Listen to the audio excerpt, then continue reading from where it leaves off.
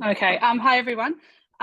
Please bear with us because it's fairly new, as Chanel said, for everybody. But I'm just going to run through how to use Basketball Connect. Very similar to Game Day, which most of us would have already used. But I'll run through how it all works from start to finish. There may be some stuff that may not have the answer for exactly if you have a question, but we will get that for you if we don't. To start off with, you will need to log in to the device that you're using. The email address and password will be provided to you by Basketball New South Wales. And you just log in with that email address and password on the login screen. And it should bring up, a screen that has every game that is being played that day, seniors and juniors for Basketball New South Wales, that has been scheduled. So as you can see on my screen, there is quite a few games here. And obviously during the season, the amount of games that show up would obviously be quite a bit, depending on the weekend. We do suggest that all associations that will be providing the devices that we are doing the scoring on actually set up each device specifically to the court that they want to use it for. And it's really quite easy to do. In the bottom right-hand corner, you can see there's a ... and more button. Hopefully you can see that. If you click on that, and the third option down is app settings. And then there's an option for home screen filter. And here would be every venue and court that has a game scheduled anywhere that day. So if I'm going to have, we're going to look at court 1 at Sir Neville House Stadium, so orange, I'll click on court 1 and click apply. And it should only bring up the games that are scheduled for that venue. Now, obviously, if I get rid of that, I didn't pick the right court. So we're looking at Sir Neville House, the orange court 2, because I can never say it properly. I'll go back to app settings, home screen filter, and pick Sir Neville House Stadium, court 2, and apply. Now you can see all the games that are scheduled for that day for that court and that venue. So I would suggest if you are in charge of the devices for your venue, that you specifically set each tablet to be specific to a court for that day. So this one will obviously be for Orange Court 2. Then you need to make sure that we only click on this, obviously the game that we want to do. You cannot do anything with a game until it's 5 minutes towards within 5 minutes of the scheduled time. So, or in this case, it's 6:30 at night. So the 4 o'clock game is well and truly being able to be used because it's past the scheduled time. But say, for instance, we had a game scheduled for 7 o'clock tonight, you couldn't actually do any actions on that game until 6:55. So I'm going to go into the first game here. So it's Dubbo Rams versus Orange Eagles. You just simply click anywhere in that box. And it will bring you into the screen that will, during the game, you'll be able to see the score, the player points and fouls and all that. But obviously we do need to set up who's actually going to be playing in this game. So 2 things we need to do is that we need to set the players that are going to be playing this game. The very first yellow line that you can see says player attendance not set.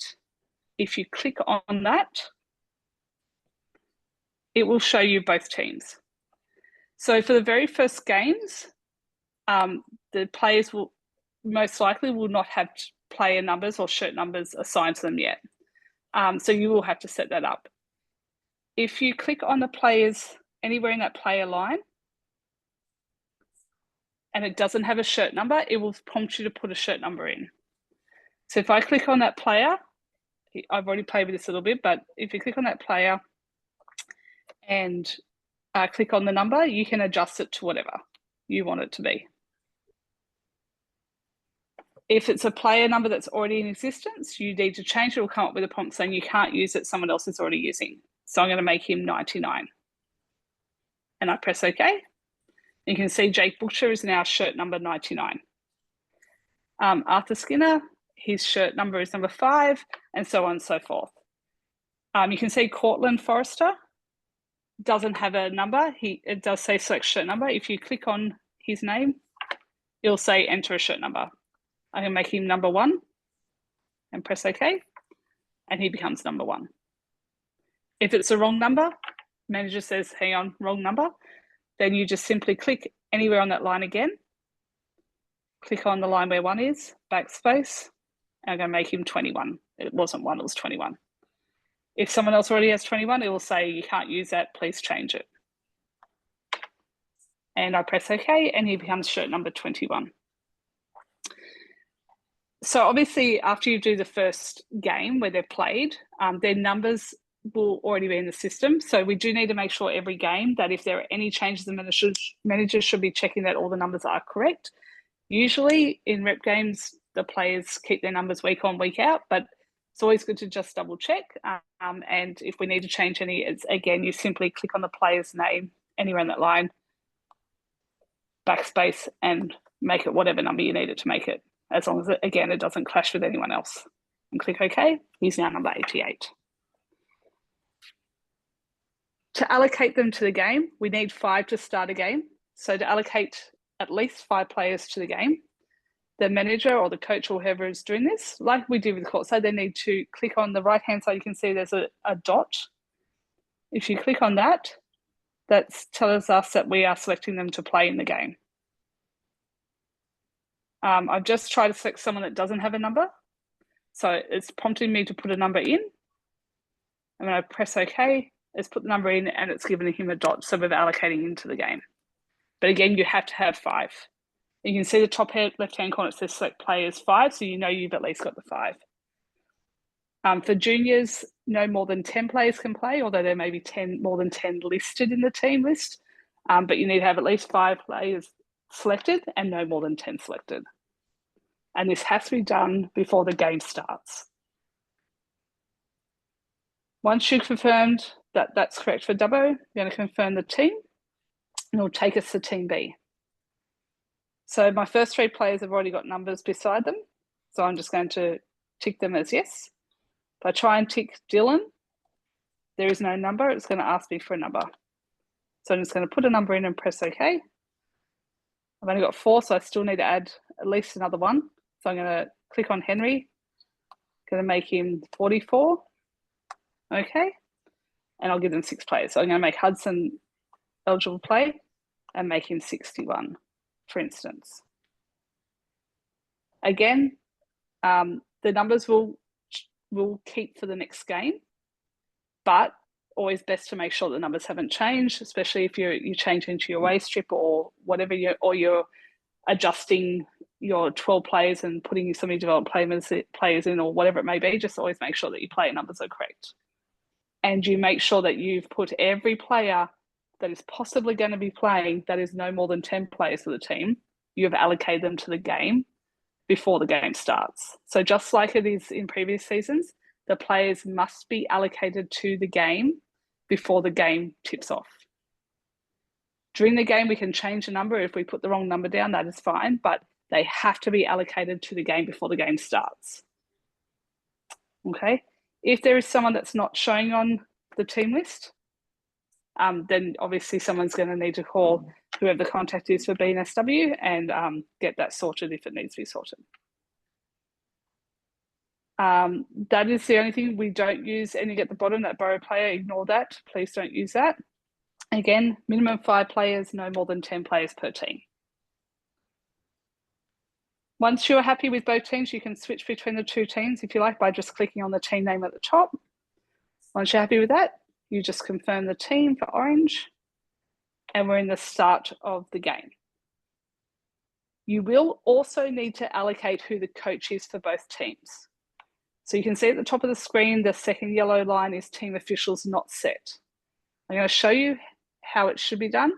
We're having a little bit of teething issues with the coaching staff at the moment, but to put the coaching staff in for the regular season, and we are looking to have it sorted before the regular season starts, you would just click on that yellow line, and you should be able to, when it works, click on anywhere in that search for someone, and the drop-down list will appear for who's allocated for that team. At the moment, it's not working, but that we have to have, like, just like in previous years, you have to at least have the head coach listed for the team. The head coach is not appearing on the system. You need to make a phone call to BNSW. Okay. Any questions so far? No. Nope. Okay. So as you can see, there's a big black box in the middle that says start. Well, it's really not that big, but it's there. So if you try and start the game earlier than the 5 minutes beforehand, it will tell you the game starts in 33 minutes or whatever it is before the tip-off is, whatever the scheduled time is. This one is well and truly past the scheduled time, so it will allow us to start straight away. As you can see, you can scroll up and you can see the players. You obviously, I'm on my small iPad at the moment, but most of the time, most teams will have 10 players playing. So you will have to scroll up depending on the size of your screen on the iPad or tablet or whatever you're using. You just need to scroll up during the game to find the play that you want to allocate stuff to. Players, the coach should appear at the bottom of the list. So underneath all the players that you can see, there's bench at the bottom of both teams. There's a bench. Your coach's name should appear there as well when it is allocated properly. Just like previous years, this clock does not have anything to do with the main game clock that you'll be using to run the game. So it is run totally separately. Just like in previous seasons, we want to make sure that we stay a little bit behind the game clock that's up on the wall. Just gives you a bit of room to put stuff in because you won't be starting and stopping it as accurately as hopefully the person on the game clock. So we just want to give ourselves a little bit of wiggle room so our clock is not running out and we're still trying to put actions in. So to start the game, the referee tosses the jump ball up and the person doing the game clock will start the game clock when the referee drops their hand, hopefully, and when it's touched by one of the players in the jump ball. We would just, as soon as that happens, we would press start and you can see that the clock will start running for quarter one. Now it's under 12, so it's 8-minute quarters. If you're doing under 16s or under 18s or youth league, then it will be 10-minute quarters and it's already preset in the background for that. Referee blows the whistle, we just press stop. Referee restarts again, the game is touched by someone on court, we start it again. So it's simple as that for the clock. If at any stage you have to adjust the clock because you've forgotten to stop it for a timeout or you've forgotten to restart it once they come back in or whatever it may be, the simplest way or the way that we need to change the clock is to simply just press on anywhere on that 7:28 and it'll bring up would you like to change the timer from 7:28. When this happens, if you just click on where it says 07, if you just want to change the seconds, you can just press on the seconds. If I want to completely change the minutes, I click anywhere on that 07 and change it to 6, for instance, and I can click on the seconds and I can make it 6:15, whatever you want it to be, press confirm, and now your clock reflects what you want it to actually say. Again, trying to keep it a little bit behind the game clock on the wall. Okay, so your clock's running, game is going. It's very similar to courtside. So in terms of your person who's chairing the game has said to you 2 points, blue 10. So Dubbo's blue. Difference with this and courtside, if you're used to using courtside, is you can't set the colours. So you can just see Dubbo's on the left, orange on the right. They're both in the same colour. There's no way to change that. But so your chairperson says 2 points, blue 10. So I'm going to click on blue 10, which is Dubbo, and I can click on +2. So you can see it's given number 10 2 points, and it's given the team 2 points. You can do it the other way. So you can do +2 and your chairperson says 2 points, orange 3. So click on +2 and click on 3. So you can see it's given 2 points to number 2. 2 points to number 3, and it's given 2 points to the team. Just like before, every time you change something on the screen, so you add points or you add fouls, you want to make sure you match the scoreboard. So I want to make sure that my scoreboard shows 2-all at this stage. Okay. We have had a foul, so referee's blowing the whistle. We're going to stop the clock. And the referee comes to the bench and says it's a foul on orange 11, hands side ball. So click on number 11. And hopefully 100% of your fouls in a game will be a personal foul. So they're your holding, pushing, blocking, illegal screens, charges, all your normal fouls. So anything that's not a technical foul, a non-sportsmanlike foul, or disqualifying foul, basically.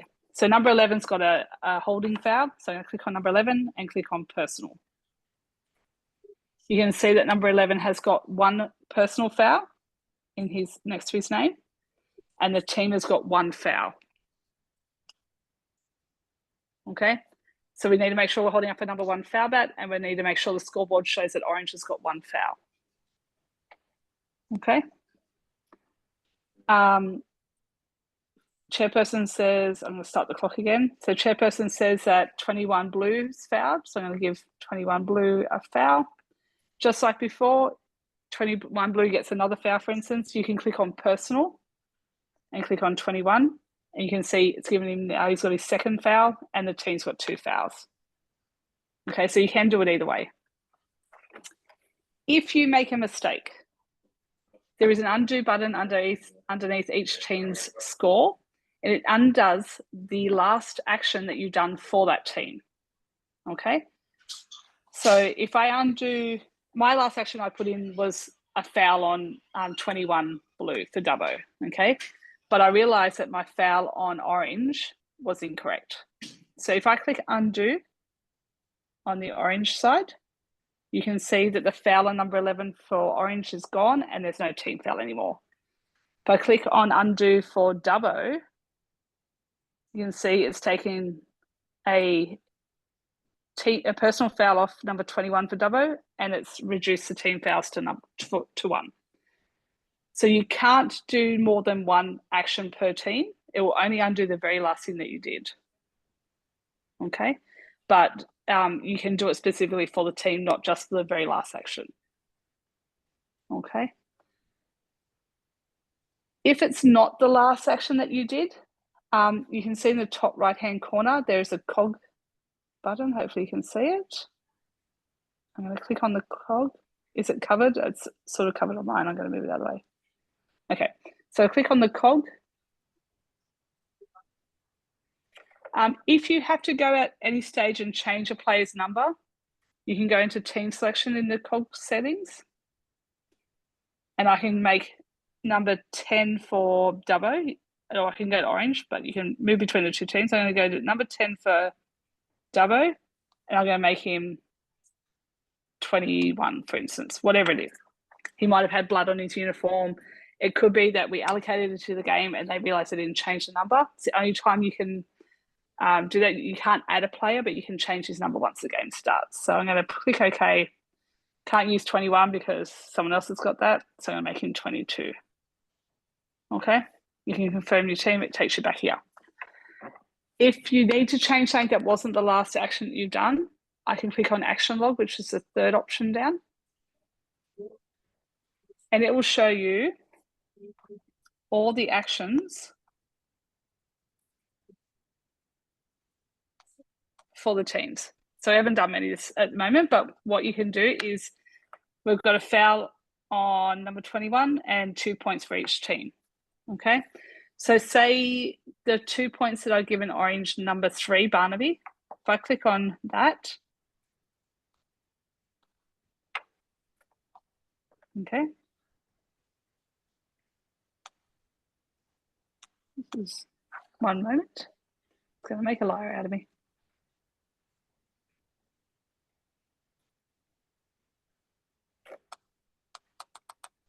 Okay, 1 moment, let me just add a couple more actions and see if I can do something.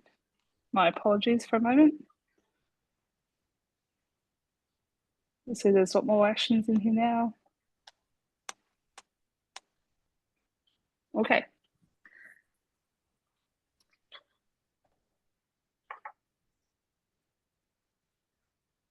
Won't be a moment, guys. You have to stop the clock. Yeah. I'm just thinking that might be the case. Make sure your clock is stopped and let's see if that works. Okay. If you have to change the action log for whatever reason, make sure your clock is stopped. Thank you, Chanel. Okay. So make sure your clock is stopped. Go into the cog. Go to action log. Select which action you need to change. If it's not the first quarter, if we're already in the second quarter, you can flick between the 4 quarters if you need to. If we have overtime, you'll see that it'll say extra period there, so you can choose the overtime. We're still in the first quarter.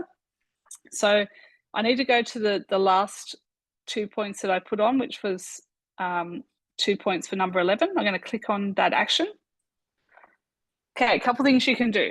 I can change, if I click on Dylan's name, I can select a different player in his team. Okay, so I should have given it to number 3. My fat fingers pressed the wrong button on the screen, whatever.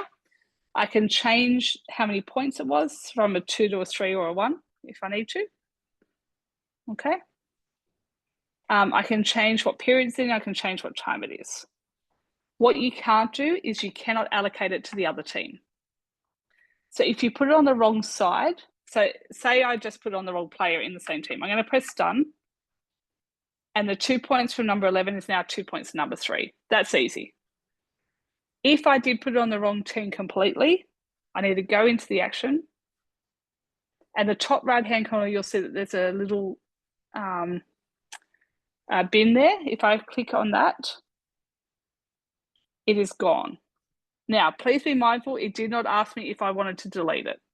Okay, so make sure before you press that bin button that you actually do want to completely get rid of it. If I go back, the top left-hand corner is a little arrow. I go back to my main screen, press the cross button. You can see that number 11 has only got 2 points and number 3 only has 2 points. The extra 2 points that I deleted are completely gone. If I meant to put it on number 11 for Dubbo, I now just simply have to click on number 11 and add 2 points. That's the only way you can do it. Okay. Any questions so far? No. No? Okay. If I want to allocate a timeout to a team, you'll see that there's timeouts left 2 on each side of for each team. All you simply do is click on that red box that says timeouts left 2, whichever one it is. So Orange asks for a timeout. They got given the timeout by the referees. I press on the timeout box. Confirm timeout for Orange Eagles, yes or no. Now, need to make sure that before you press yes, it is actually Orange that are asking for the timeout. Once you allocate the timeout to Orange, you cannot take it off them again. Okay?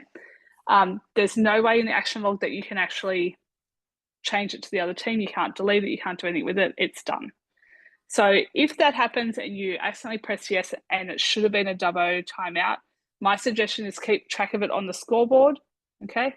And maybe write it down somewhere, okay? Because I literally cannot undo that action that I just did. And if I go into the cog and into the action log, timeouts do not appear there at all. So there's no way of taking it back. It's why they say, are you sure it's Orange's timeout? Okay. Okay, sorry, Michelle. Can we also Yep. note the timeouts for the second half of the under 12s and 14s? Yeah, I'm going to speed through these quarters and I'll show you what happens in the second half. But yes, I will do that. Okay, so I'm just going to stop the clock and just run through this quarter very quickly. So we've got 5 seconds. I've just adjusted to 5 seconds.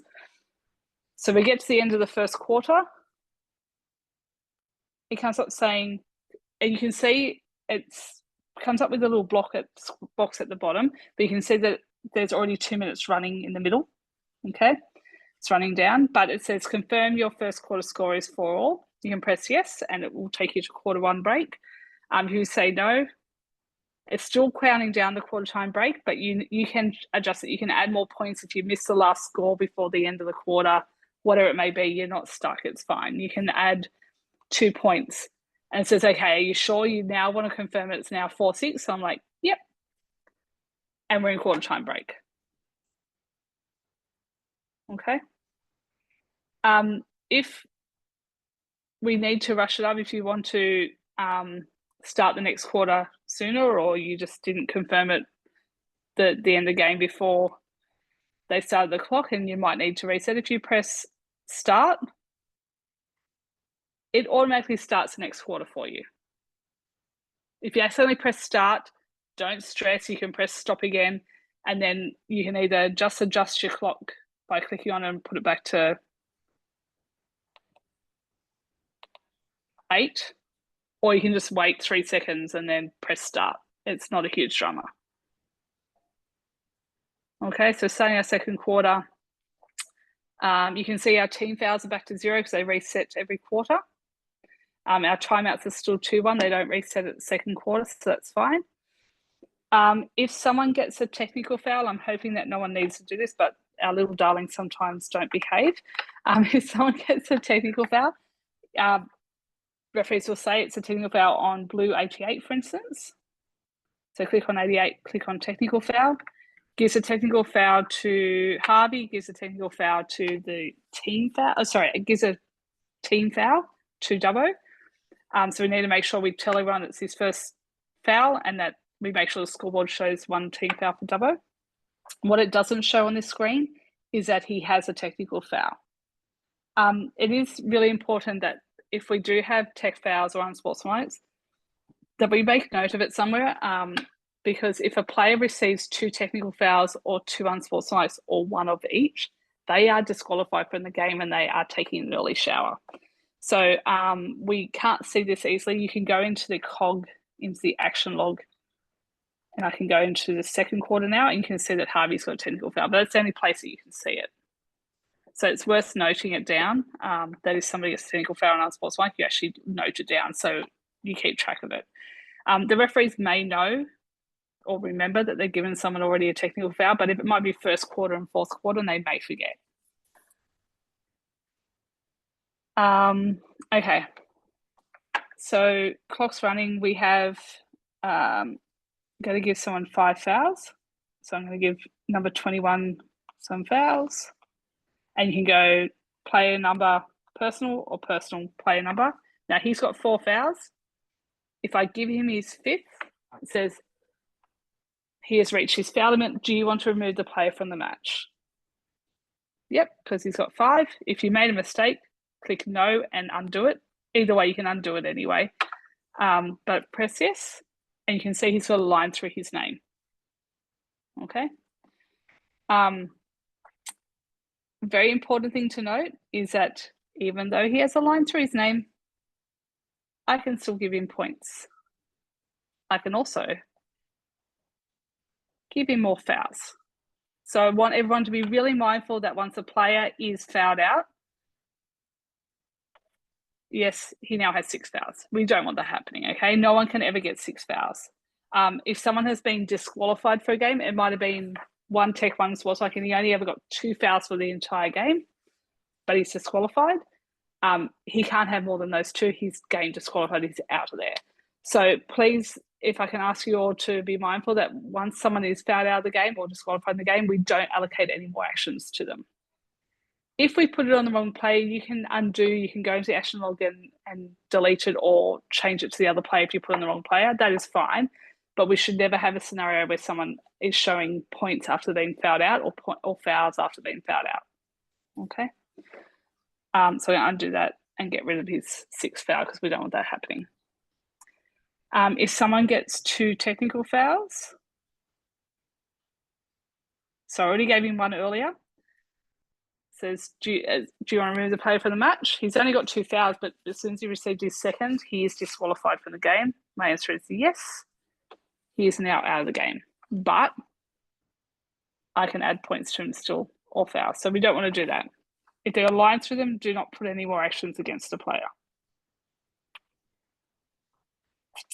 Unfortunately, if someone gets a technical foul and an unsportsmanlike, which is a game disqualification, this system does not automatically take them out of the game. So they're definitely gone. You cannot keep playing in a game when you've had one technical foul and one unsportsmanlike foul, but this system will not stop you from, won't put a line through them. So it's really important that somebody notes it down to the players being given one of each, and that way he cannot participate anymore. He's actually not allowed to, he or she is not allowed to be anywhere near the court anymore. They're in the change room or somewhere outside the vicinity of the court. If a coach gets a technical foul, you should be able to hit the coach's name above the bench and give him a technical foul. If a bench gets a technical foul, so it might be a sub or the manager or the assistant coach gets a technical foul, we click on bench for whatever team it was. So Orange's assistant coach said something he shouldn't have. Click on bench. And so it worked the other way. So click on technical and then give it to the bench. So I'm going to do that for 1 second. Very important to note that the technical fouls against the coach and the bench should not go against the team fouls. So although it is showing now 3 team fouls for Orange, the scoreboard needs to only show 2. Coach and team fouls, bench fouls do not go against the team fouls.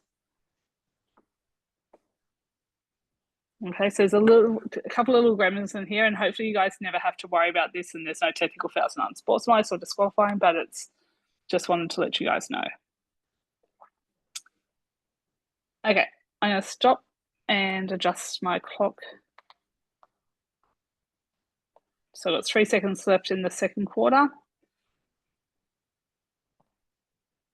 Okay, so I'm confirming my halftime score of 6-all. I look up the scoreboard, make sure it's correct. I haven't missed something. I'm going to click yes. And I'm now in halftime.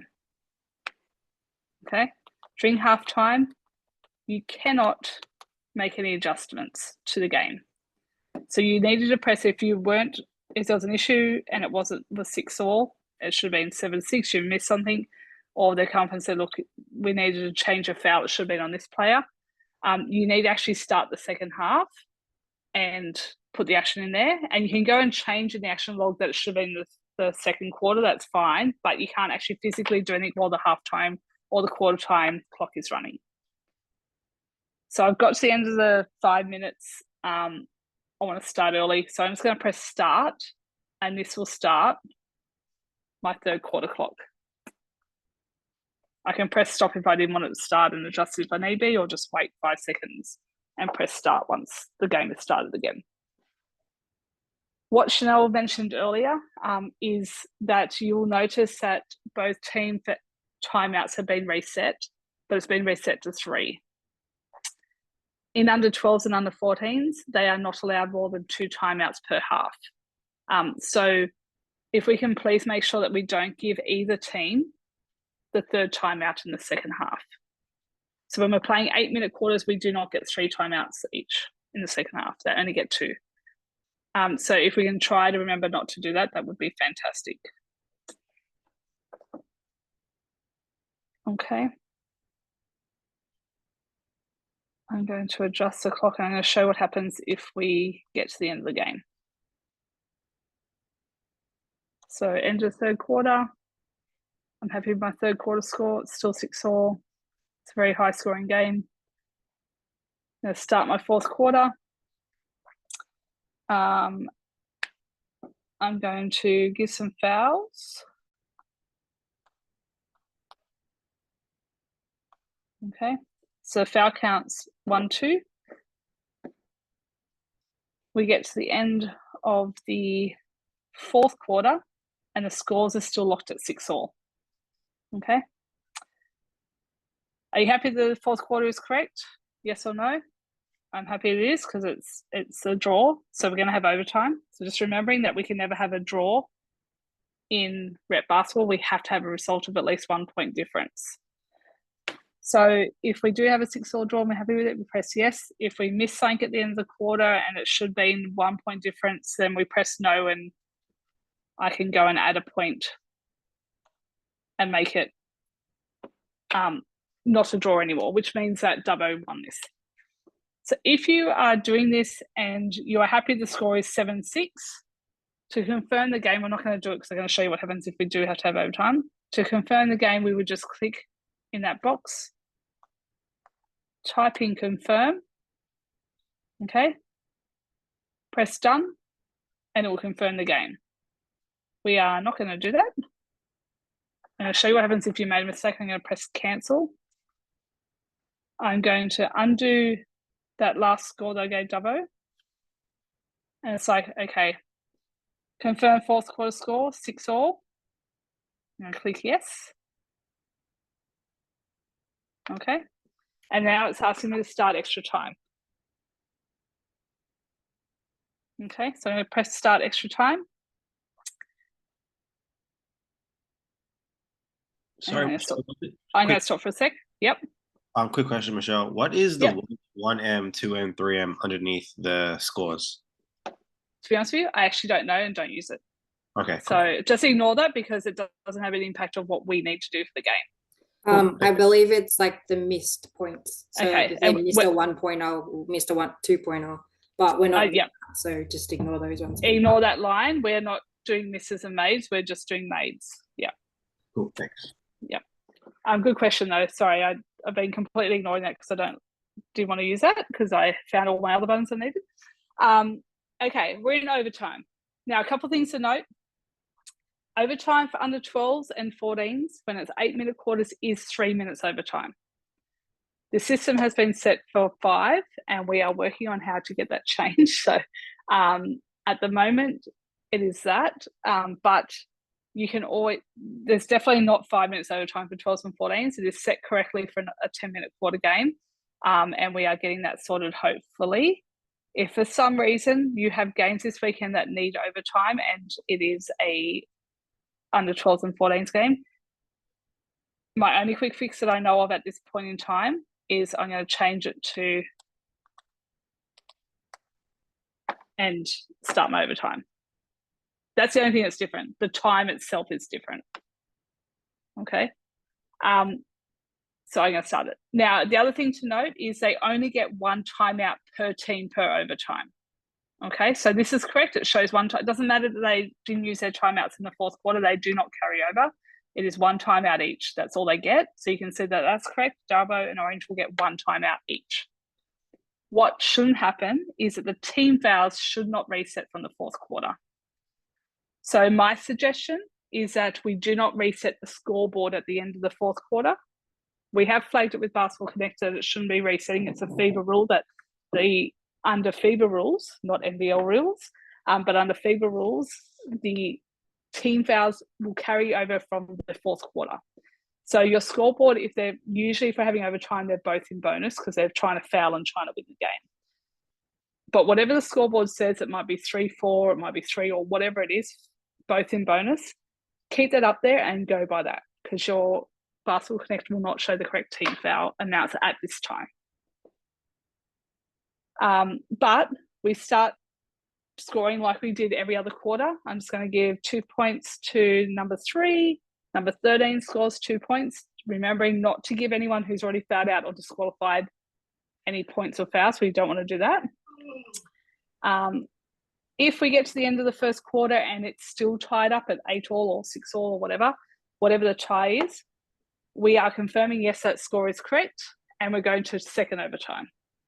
We keep on going until we get a result at the end of one of the overtimes. There has to be a 1 point difference. Excuse me, Michelle. Sorry. Yep, you're right. When there's subs, do we Yep. have? Is there any actions to be taken on the Nope. this things? No, so I've got all up to 10 players that are eligible to play are on the court. Okay, cool. Sweet. Yep. Thanks. So don't worry about off court, on court. It is purely put them all in, and we don't care if they're on or off the court. Obviously, don't put actions against someone who's off the court, just against the players that are on the court. But yeah, it's the same as courtside. We just put actions against any of the 10 eligible players that have been allocated to the game. So if we get to the end of the first overtime, we don't have a 1 point difference. We have a 2-minute break and we're going for another 3 minutes or another 5 minutes, depending on whether it's 10-minute quarter games or 8-minute quarter games. If we get to the end of the first overtime and it's 8-all still, we have the 2-minute break, go for another 3 minutes. Okay. If we get to the end of the first overtime or whatever overtime we're up to, and we have a 1 point difference, we are cheering, we're done. Maybe not if you're on the losing team, but we've got a result. Okay. So get to the end of, I'm going to take some time off because it's taking too long. Get to the end of the first extra time. And because I have a 1 point difference, it's going to say confirm your scores. If it's not correct, you missed a point, you need to do something else, press cancel, do what you need to do. Okay. And then, sorry.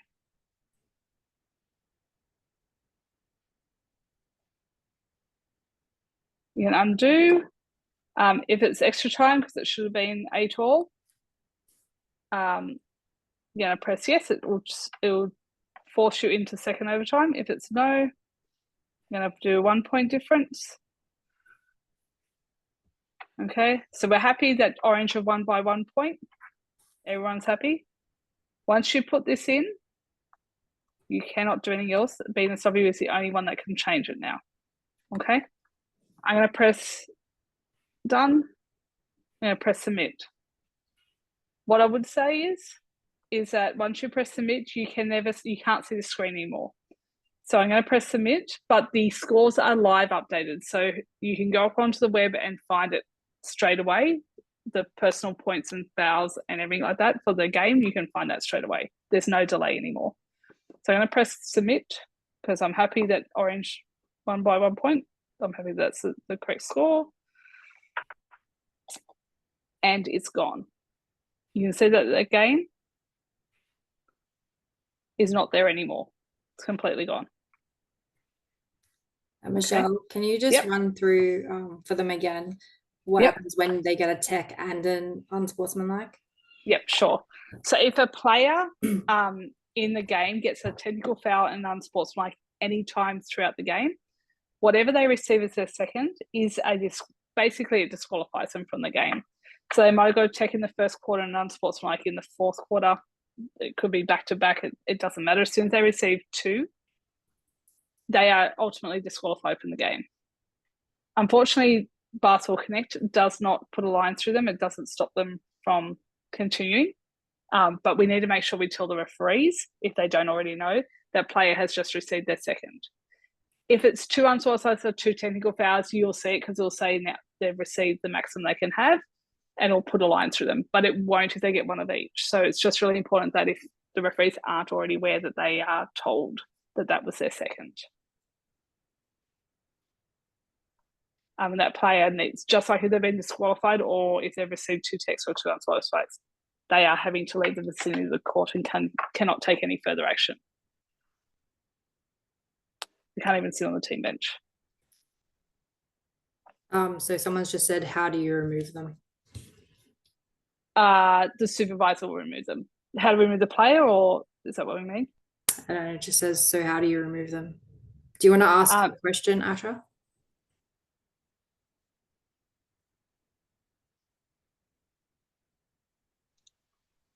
Do you have to press the disqualification button?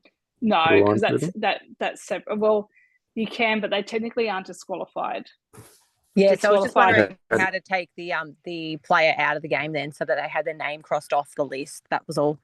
Yeah, we've flagged it with Basketball Connect about it, but at this stage, I mean, you could give them a disqualifying foul, but it's not technically correct. So I'm not sure if that's what BNSW want us to go down the path of doing, Chanel. Not really, no.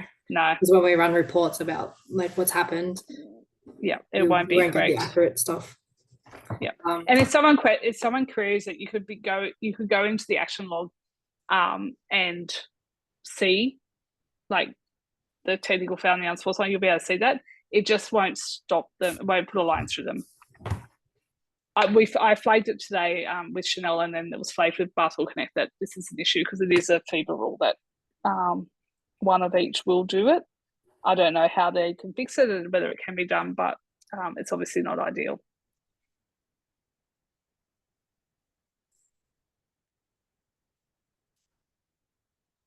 Is there any other questions?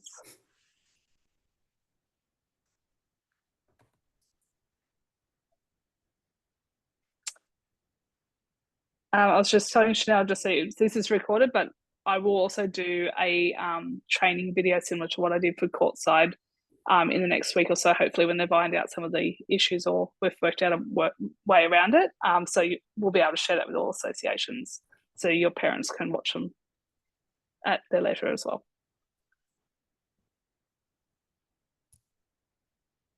If you do think of any questions, like feel free to send them through to us and we'll get back to you as soon as we can. But like I said in the chat, we will send this recording out to the association delegates so that they can pass it on to everyone.